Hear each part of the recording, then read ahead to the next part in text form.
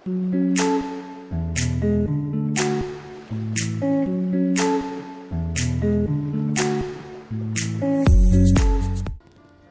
amen. Nzamba pambola biso. Nzamba pambola yo. Shalom na mabota na biso, na mabota na bino. Bisika wapi ezwami biso. Tu ezwami yo mutozota la biso. Tika nzambe apambola yo. Vraiment nalobaka chaque fois tozaka na plaisir ya kokutana. Lolenge tokutani lisusu lelo. Parce que nzambe ndazo permettre biso aseke tokutana lisusu. Ndenge tozokutana. Bible ezoloba eke pema oyo tozana yango na mokanda ya Jacques eza lokola vapeur ya pamba. Dans peu de temps emonani sima ntango ekoki kobunga. Na soki nzamba bateli yo, nzamba bateli ngai, esengeli tuyeba kozongisa lokumu epa na nzambe.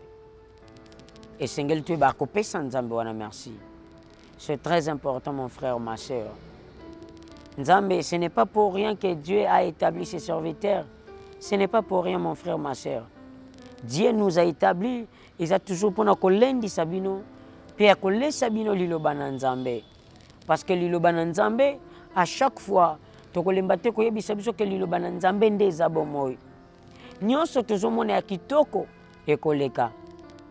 Nakoko vanda na building ya combien d'immeubles, nakoki kovanda na château, na villa, nakoki kolia soki nini, nakoki kotambwa na mutuka ya lolenge kani, nakoki komata ba avion lolenge kani, mais yeba yango bien aimé, kozanga nzambe na bomoi na yo ezali pasi. Esengeli na yo yeba nzambe. Yo mtu nano yeba nzambe te sengolo yeba nzambe, po yamba nzambe wana na bomoi na yo. Oyamba Christ wana na bomoi na yo comme étant Seigneur et Sauveur. Parce que c'est lui qui est notre Sauveur. Parce que c'est lui qui nous a créés. C'est lui qui nous a sauvés. Il nous a délivrés dans la main du diable. Et nous sommes aussi son peuple. Nous sommes ses brebis. J'aimerais que si kozali okanga misuna yo tozo yemba na bayembi na sima nango kozokendo pesa nzambe merci. Kaka ndongo ko banda koyoka soki oyoki posa ya kotombola nzambe matikati na yo, tu peux commencer à élever Dieu. Tu peux commencer à dire à Dieu merci. Au nom de Jésus-Christ, tu peux commencer là où tu es. Merci Jésus. Merci Jésus. Merci Jésus. Alléluia. Merci Jésus. Merci Jésus. Merci Jésus. Alléluia. Merci Jésus. Merci Jésus. Merci Jésus. Alléluia.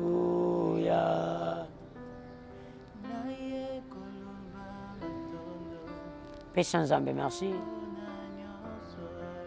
Tombola nzambe wana bana opesi merci. Bien-aimé ezalaka culte. Esengeli tosala ngo na yo mutu ozolanda biso. Kozala te ke otikali na TV ozotala lolenge ndeko mosusu pembeni azosambela. Bien-aimé likambo oyo ndeko aza nango pembeni na yo na likambo oyo oza nango eza likambo moko te. Muntu na muntu aza na likambo na yo oyo nzambe oyo ye aza nango azolukela nzambe. Peut-être oza na problème mabota, peut-être oza na problème mbongo, peut-être mosusu aza na problème mosala, likambo nini ozolukela nzambe. Tombola nzambe wana. Yebisa nzambe na otombola parce que permettre à seke nazanga mbongo. Nazo tombola parce que permettre à seke nazanga mwana. Nazo tombola parce que permettre à seke na se retrouver, que je me retrouve dans de telles situations. Jéhovah. Oh. nous t'adorons, nous t'adorons, alléluia, nous t'adorons, nous t'adorons, nous t'adorons, alléluia, nous t'adorons, nous t'adorons, nous t'adorons, alléluia. Maintenant, la ligne qui nous jusqu'au sambele pananzam. Tu vas là encore prier. Parce que la Bible Zoloba dans Mokanda, Marc chapitre 2, verset 10, Bible Zoloba. Bible lobi que vous ne savez pas que le Fils de l'homme a déjà sur cette terre a le pouvoir de pardonner les péchés. Na lingo kendo sambele pananzambo kendo rebisa nzambe. Yo muntu yo oyaki na sie na moi pona kolimbisa mabusumu nanga. Pona kolimbisa mabunga nanga parce que Bible Zoloba ete bobino boyebi ete boyebi teke ete deja mwana na muntu se yena mukili awa oya zana nguya ya kolimbisa masumu na lingo kendo rebisa nzambe alimbisa yo asantifie yo apetola yo na kombo na Yesu Kristo sambele pana nzambe. Bien me sambele pana nzambe. Yebisa nzambe limbisa ngai sanctifie ngai. Yebisa nzambe sanctifie yo. Sambela na biso ensemble bien-aimé.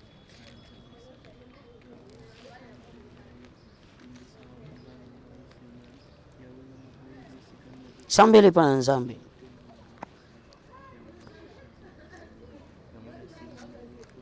Yebisa ye limbisa ngai.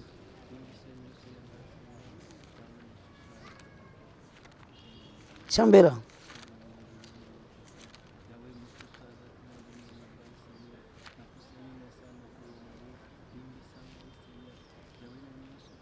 Chova.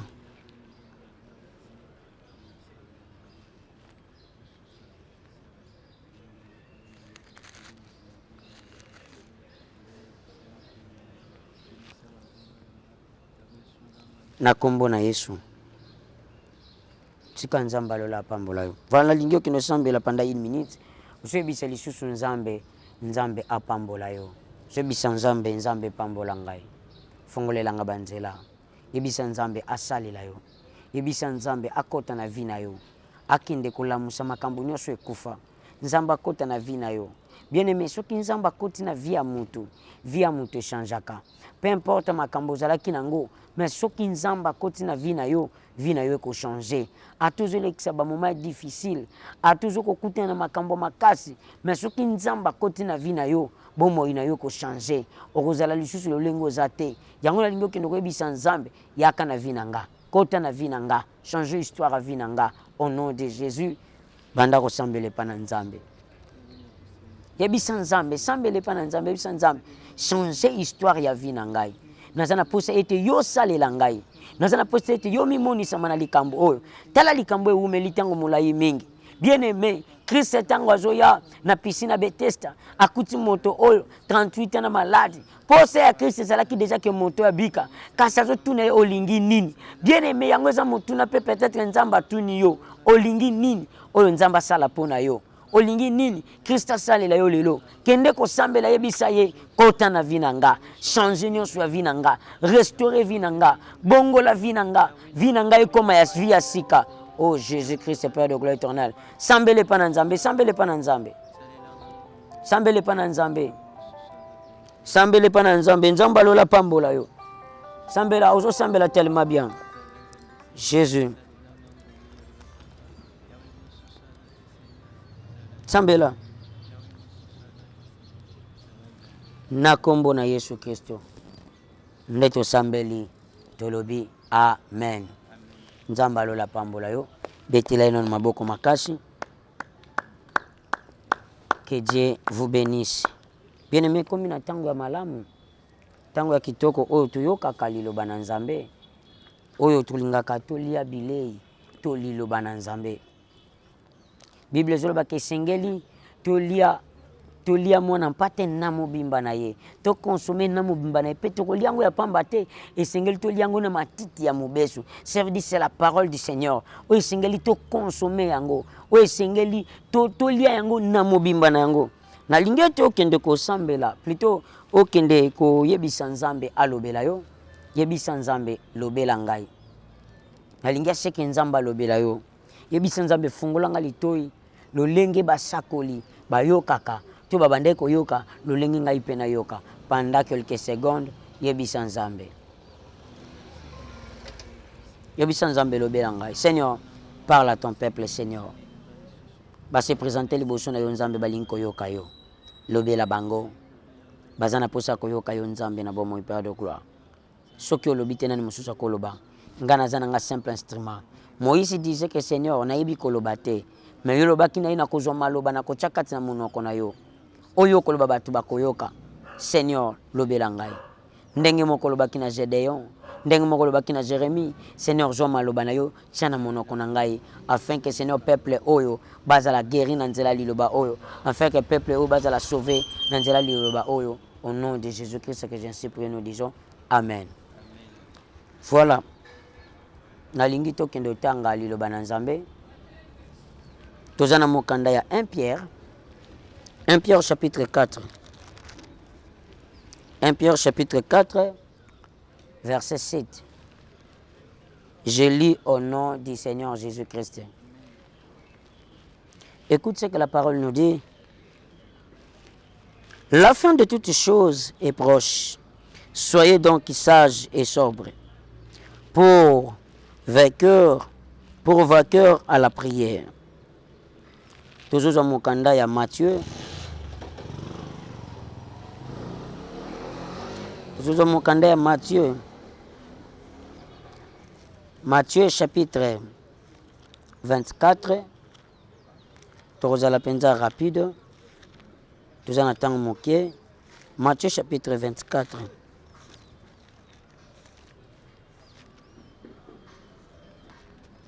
Écoute un peu ce que la parole nous dit.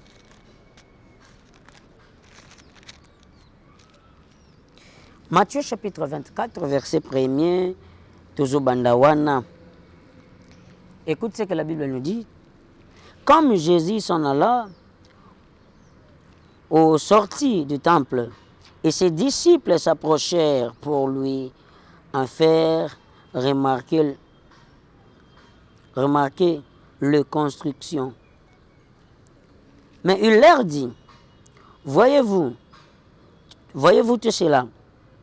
Je vous le dis en vérité, il ne restera pas ici pierre sur pierre qui ne soit renversé.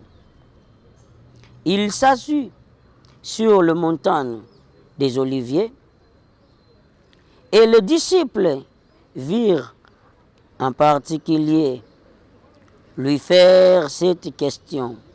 Dis-nous, quand cela arrivera-t-il? Et quel sera le signe de ton avènement et la fin du monde? Jésus leur répondit, prenez garde, que personne ne vous séduise. C'est ça ce que le copine n'a pas dit. Que personne, prenez garde que personne ne vous séduise. Car plusieurs viendront sous mon nom, disant, c'est moi qui suis le Christ, et ils séduiront beaucoup de gens. Yokamalam.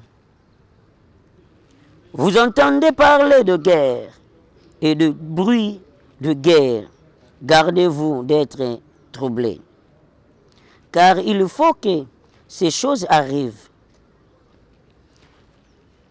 Mais ça ne sera pas encore la fin. Une nation se lèvera contre une nation et un royaume contre un royaume. Il y aura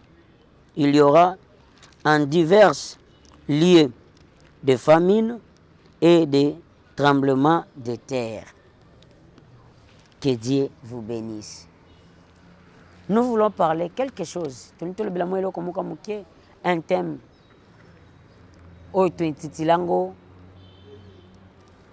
La séduction. Nous voulons parler sur la séduction. Bien aimé, c'est très important. J'aimerais que ceux qui nous ont encore tant de continuer sur ce thème. Parce que nous avons beaucoup de choses à parler là-dessus. Beaucoup de choses. Il y a Kolobela Namakambo. Parce que ce que je livre, il y a Genèse chapitre 3, au bandina premier verset, au commun que le serpent était le plus risé de tous les animaux du champ que l'Éternel Dieu avait fait. Et il dit à la femme, Dieu a-t-il réellement dit, vous ne mangerez pas de tout le arbre du jardin? Et la femme répondit au serpent, nous mangeons du fruit du jardin, du arbre du jardin, mais quand au fruit de l'arbre qui est au milieu du jardin, Dieu a dit, vous ne mangerez point et vous n'y toucherez point, de peur que vous mourrez. Alors le serpent dit à la femme, vous ne mourrez point, mais Dieu sait que le jour où vous en mangerez, vos yeux s'ouvriront et que vous serez comme des dieux, connaissant le bien et le mal. Verset 6, pour nous ça. La femme vit que l'arbre était bon à manger et agréable à la vue. Est-ce que vous comprenez? Nalingi sur la quelque chose. Tu décortiquer aussi quelque chose de très important sur la séduction. Bien aimé, verset liboso Bible zolobanini. Na verset liboso Bible zolobanabiso ke esengeli na biso to yeba ke suka ya makambo nyonso ekomi pembeni. Suka ya makambo nyonso ekomi nini? Pembeni. Bien aimé, kotela boye batu bazomona kaka tozolamuka, c'est comme si toujours quoi avancer. C'est comme si mokili ekozala kaka ndenge ezali et que ce que Dieu nous a parlé, ce que Christ a parlé, ezaka lokola ba illusion. Non, faites attention mon frère, ma soeur. Ce que Dieu ou Christ nous a parlé, sache-le bien aimé et kokomela kabiso. Kolala kolamuka isa habitude te. Olalaki, olamuki, pour toi tu crois que c'est bon, c'est fini. Pour moi, et c'est fini. Pour toi. Olia, komela, kolata, ozala bien. C'est pour toi, c'est fini. Mais Bible zoloba nini, Bible zoloba. Bible zoloba que la fin de toutes choses est proche. Soyez donc sages et sobres. Surtout, soulignez que sika bakomi, soyez donc sages et sobres. Et sengeli to veiller et to prier. Pourquoi? Parce que tant na mokili oyo bien aimé etikali mukie. Kala mingi te tozo koma na suka ya mokili oyo. Yango zo mona bien aimé diable et si abandi ko multiplier plusieurs stratégies. Abandi ko multiplier ba stratégie ebele parce que zo luka bato ya koki ko kende na bango. Azoluka batu oyo nini ya kozala na bango na enfer. Yango zoko multiplier plusieurs stratégies. A komi ko telema encore fort parce que yebi ke tangu na ye etikali mukie. Bien aimé tangu ya ko vivre na sena mo etikali mukie. Peut-être yo zomona ke lo ozomona ngo kaka lokola blague. Olobi tikanga na lia, na mela, na lata, na sepela. Oui, bien aimé. Mais là, lata sepela, mais yeba ke tango tikali mukie. Bientôt la fin de toutes choses. Christ a zopé sa bison ndakisa na mokanda ya Matthieu. Matthieu chapitre 24, si que tu as un verset premier. Matthieu azolo banabiso plutôt livre à Matthieu, Christ azolo banabiso quelque chose. Azolo banabiso nini? Alobi faites attention. Bakwe isayote. Qu'on ne vous séduise pas, mon frère, ma soeur. faites attention. Baya kokosa yo te. Tango Bible lobaki na biso na mokanda 1 Pierre lobi que tous à la sage et sengel na biso to connaître sagesse ya Nzambe. Ok, la sagesse de Dieu, c'est sa parole. Eza liloba na ye. Soki oza sage te bien aimé, oza na liloba Nzambe te, oyebi te ndenge nini ya komi vandisama na nzela ya Nzambe, oyebi te ndenge nini ya komi vandisama na liloba na Nzambe, okozala séduit. Okozala séduise. Parce que Satan a yé na ba ruse na ye, ya koluka ko convaincre, ya koluka ko gagner ba âme ya Nzambe. Ya koluka ko dépeuple ngambu ya Nzambe, pour na peuple ngambu na ye, pour akende na bino na enfer. Bien aimé, faites attention. Bible Zoloba, rachetez le temps car les jours sont mauvais. Nous devons racheter le temps. Parce que tango tikali mukie. Et comme il tango monte na monte sengeli à connaître Christ, ayeba Christ katinaye, ayamba Christ katinaye, apesa bo moinaye pa na Christ. Ayeba Nzambe na bo moinaye. Soki nano yeba Nzambe te bien aimé, yeba Nzambe c'est le moment. Nzamba zo pesa yo temps parce que temps et pesa melio. Mais na zo biso ke etikali bangonga mukie. Christ azozonga. Ba événement nyonso oyo Bible lobela biso na Apocalypse. Ya boye na mwana moto et comme pembeni. Mais Christ azoloba quelque chose. Alors faites attention.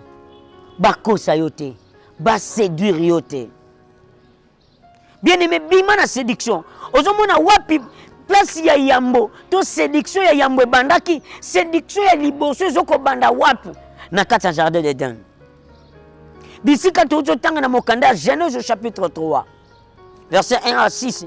Bible zoloba que le diable était venu vers la femme, il dit à la femme, est-ce que réellement Dieu a dit? Est-ce que réellement Dieu a parlé? La femme a répondu au serpent. Il a dit que oui, le Seigneur nous a parlé. Le Seigneur nous a dit que nous pouvons tout manger sauf ça. Bien aimé, je te dis quelque chose. Au conseil la nyonso me keba na lisumu. Parce que yango ndezo komema na kufa. Yango ndezo komema na séduction. Faites attention. Faites attention mon frère, ma soeur. Oui, la femme a répondu au serpent que le Seigneur nous a dit. Le Seigneur nous a parlé.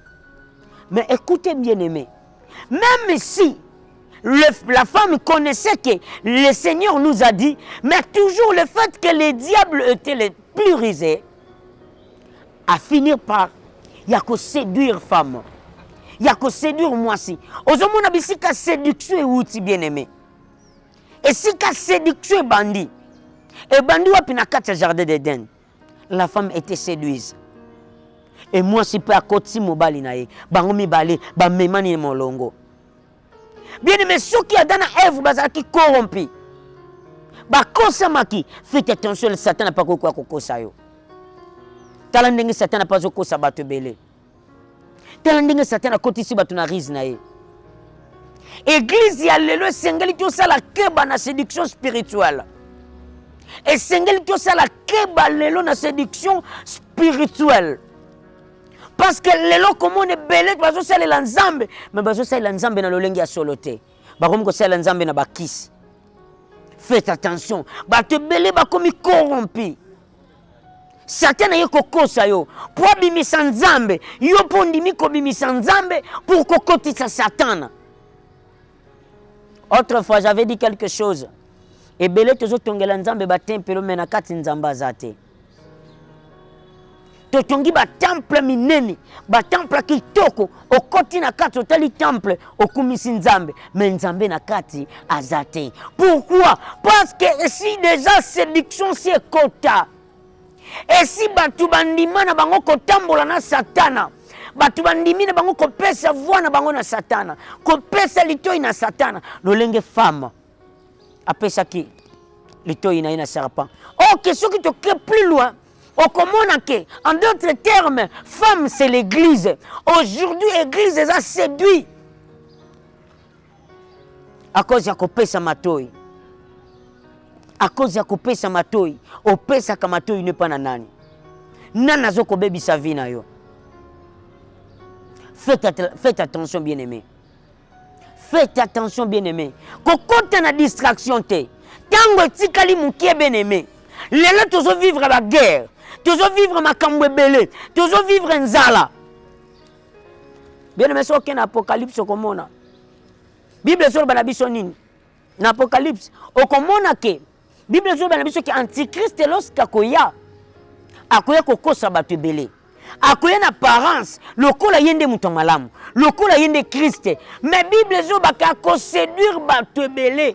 Akokotisa batu belé na riz na ye. Pe batu belé bakolanda ye. Na zo ebisa yo bien aimé lelo déjà batu belé bakomi séduit, bakomi kolanda satana. Bamangombe belé tiki nzambe. Bana na nzambe belé ba tiki nzambe. Bakoti na ngambo ya satana. Bien aimé, faites attention. Faites attention, Mikolo Tikali Mouké. Faites attention. Bible dit que bientôt, c'est la fin de toutes choses. Nzoto oye kopola. Keba, nyoso komi na suka. Soki ozomona suka tena zo bien aimé. Bible lobela kibiso kisa zoloba awa lobi na mokanda Marc, plutôt na mokanda Matthieu chapitre 24. Banda kotango banda premier verset, kitati na suko komona. Kitati na suko komona. Ndenge Christ azoloba. Bato belé bakoya na kombo na nga. Bako séduire bato. Mais bon dimela bango te. Bato bako sabino te. Eza na basala nzambe belé lelo. Bazo te liloba na nzambe. Mais kasi na se bazana nzambe te. Parce que Christ alobi yango. Il y aura même des prophètes. Il y aura même des archbishops. Bako ya. Bako kolobela po na tina Messi. Mais rozala ba antichrist. Bato ba yina antichrist. Faites attention, bien-aimés. Et singelo recevoir Christ. Et singelo kababo moine pana Christ. C'est très important, bien-aimé. C'est très important, bien-aimé. C'est très important. L'Apocalypse, soko bandi ko tanga l'Apocalypse komona ke lorsque bazo banda kolobela biso sur la marque de la bête. Okobanda komona. Balobi ya liboso, monte ya yambozo koya. Cheval ya yambo, cheval blanc, azo pe sa apparence à Christ. Mais il n'est pas Christ. Après si parents. Cheval mi balazo ya cheval à roue, oya koyana nzala, kolela, pasi. Bien aimé, kala lelo ndenge monde comme na passe. Christ alobela ki ba malade koyana ndenge na ndenge. Bien aimé lelo tozolo bela ba épidémie ezali, ba pandémie même. Pourquoi zoboya kondima? Pourquoi zoboya kondima bien aimé? Tango nzamba pesio, profite-toi cette occasion. Ya kuyamba Christ. Ya kuzala Christ comme étant sauveur.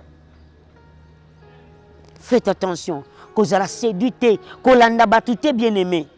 Tikala na nzambe na yo. Tingama na nzambe na yo parce que nzambe wana lingi yo. Christ ya kokufela biso. Je te dirai plusieurs fois, na koyebisaka yo plusieurs fois que bien-aimé, Christ na akondana yo te, akatela yo tumbu te. Peut-être que Christ a kokatela yo tumbu, non. Faites attention, bien-aimé. Toujours on a matière. Toujours on a matière parce que toujours qu'on a faim, toujours qu'on a recité. Il y a un verset 5 qui Bible dit plusieurs viendront sous mon nom en disons, c'est moi qui suis le Christ. Ozoka. Balobi nini? Ebele bakoya na kombo ya nani? Ya Christ. Alobi ngai nde naza Christ. Abeti na tolo. Nzokanda zoya nde pona koluka komema etuluku ya bana na nzambe. Koluka kolongola biso dans le bonne voie. Bien aimé tikala na nzela nzambe ozana yango. Balongolo te na bonne voie. Mais yoka Christ azo continue toujours dans verset 5. Alobi. Ils séduiront beaucoup de gens. Akobebi sakato kubungi sakabato belé. Nous avons déjà que Belé Baza Kobunga. Peut-être que vous pouvez vous à Kobunga, mais Zonga Nanzela. Zonga Nanzela bien-aimé. Je vais vous dire quelque chose. David Azoloba, ta houlette et ton bâton me rassure. Ça veut dire, par là, qu'est-ce que David voulait nous dire? Ta houlette et ton bâton. Nazobandagana bâton. Bâton, c'est la parole. Bâton, lorsqu'un berger qui marche avec le brebis, ceux qui brebis alingabi manzela abeta kangona brebis pour que brebis azonga nanzela. C'est ça, c'est la parole. C'est la parole qui nous enseigne. Ezokola kisabiso. Ceux qui nalinga kina bunga et sengela sala nini na zonga. C'est ça. Ezali loba oyo. Yangona David azoloba ta houlette et ton bâton me rassure. Yango eza kosukisa ngai. Oulati c'est sa puissance. Oh wapi atana kwa ina riza satana, c'est possible que nzamba dépêche ngai. C'est possible que nzamba bimisa ngai. Oh, que Dieu vous bénisse. Que Dieu vous assiste. Soyez bénis. Et Seigneur koyoka kamate boye bien aimé, c'est très important. C'est très important. Yango nde komema biso na lola. Yango nde komema biso na lola. Vous entendez parler de guerre et de bruit de guerre. Gardez-vous d'être troublés, car il faut que ces choses arrivent. Ozoyoka bien. Christ azolobake esengeli makambo boye sala nini eya. Mais ekozala nanu sukate, ekozala début du commencement. Et tout le monde mboka oyo telemeli mboka oyo. Mboka oyo telemela ki mboka wana. États-Unis telemela ki nini Chine telemela ki boye. Kuna ekomi to komi ko boma na biso na biso. Faites attention bien-aimés. Ce sont des choses que le Seigneur avait parlé parce qu'il savait. Ayebi ke koya. Bongama. Bongama bien-aimé. Zwa position malamu.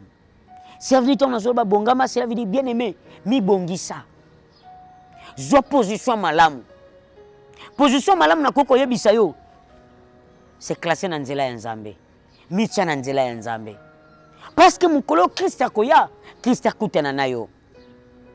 Yo pozala enlever. Mukolo Christ akoya ko apparaître dans les ailes et sengeli mukolo wana biso peto matana ye.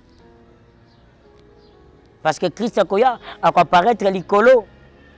Akoya pona kozwa bayaye, tokende kofanda na ye. Bien-aimé yo pozala parmi bato wana. Ne sois pas distrait. Kokote na kati ya kidiba te, bima na kati ya kidiba ya Satan, bima na kati ya rizi ya diable. Attention avec la séduction. Église, attention avec la séduction spirituelle. Et si Satan a telemi makasi, pour na koluka ko kwisa ba homme de Dieu, na ba rizi na ye. Ya ko convaincre bato. Ayeli yo, amemi mbongo, abiso soki ka kondimi marché oyo, yo to kotongela église ya munene. Bien aimé kondima ngote. Kondima offre ya Satan te, tikala na Nzambe. Atoza na batu mibale parce que lelo komona ba fulu muso ekomi ko salema. Eza ba fulu ya Nzambe te. Batu bakomi ko kundana mikila lapin. Biso to kutana kina makambo wana. Mutu aya yo ko convaincre bi papa. Kundaka la mukila lapin liboso église. Kundaka la mukila lapin liboso église. Soko kundi mukila lapin liboso église na yo. Si ma 3 jours bimisi yango banzinjo kaka bako ya wana okomona église kotonda. Bien aimé, Nzambe nda abenga ka full. Nazana posa full te, mais nazana posa batu bakende na lola. To mona Christ, to zala na ensemble, to lia na ye, to fêter na ye, libela na libela. Que Dieu vous bénisse. Mbongo na yo, mbongo ya misala satani kokotanga na lola te. Nzamba pambola yo. Kendo kotanga taba version na ndako kendo ko méditer yango bien aimé. Nzamba kolobela o lisusu autrement. Liloba na Nzambe nde yango ezali kopesa biso vie pour moi. Nyonso koleka, mais liloba oyo koleka te. Bien aimé, kabaka bomo ino pa na Christ. Ko sala ngo komona ngolo kola ba blague te. Pesa bomo ino pa na Christ. Soki na no pesa te, ta yango epesa melio. Peut-être ozoba ki na boma mingi, na sopa makila trop, na yiba mingi, na sala kindumbe bele, na avorta, na sala boye. Bien aimé, Nzamba va tenir compte na ngote. Nzamba va tenir compte na ngote. Christ otala ngo atate. Posa na izande yondo ya ipana ye. Afungoli maboko, azozela yo. Azana posa mema yo, olala na tolo na ye. Azana posa na yo. Tika viwana Christ azozela yo. Tika viwana. Peut-être le bakesou na tiki vio na survivre ndeni. Bien aimé, Nzamba zolo ba quelque chose. Abiba boti na bino ba bato akanza, ba iba kopesa na bino bana na bango biloko malamu. A combien plus forte ngai Nzambe. Nzambe ndazo akabato en charge. Nzamba kozwa yo en charge. Merci parce que comprendre. Nzamba lola pambola biso. Botika la kimia na mabota na bino bisika bozali. Bola mo Nzambe accompagner bino. Wana bayembi bazotindela biso loyembo. Tozo yemba pe kimia etikala na mabota na bino.